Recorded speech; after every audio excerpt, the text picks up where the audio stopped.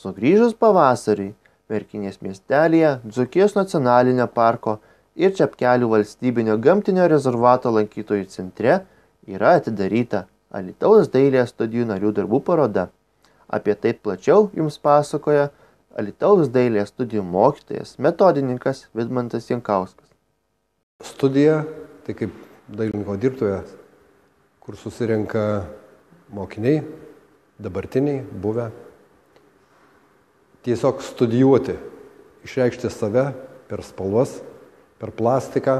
Drąsiai galime tikti, jog tai yra tapyba, nes tapyba tiek ant audinio, tiek ant kartono, naudojant anilino, aliejinius, temperą ir akrilo dažus. Čia technika labai įvairi ir aš dar studijuodamas pats tiesiog ieškojau įvairiausių būdų medžiagas supaprastinti tą visą technologiją.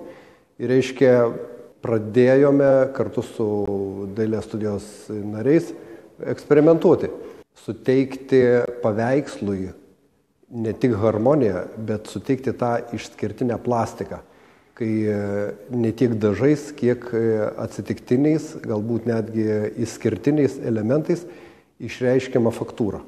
Pastebėję, dauguma darbų yra tiesiog abstraktus, o abstrakcija, kaip žinom, jinai bet kur tinka.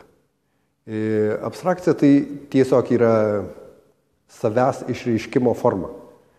Reiškia, kas mano viduje, tai aš visą tai parodau, nedetalizuodamas į išskirtinės smulkmenas.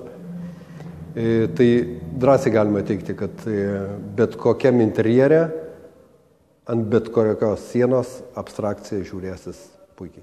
Dabar labai madinga, jeigu pastebėjot, pirmiausia, tai turi būti dailės kūrinys, o rėmą jau galima taikyti. Arba jo reikia, arba jo paprasčiausiai nereikia.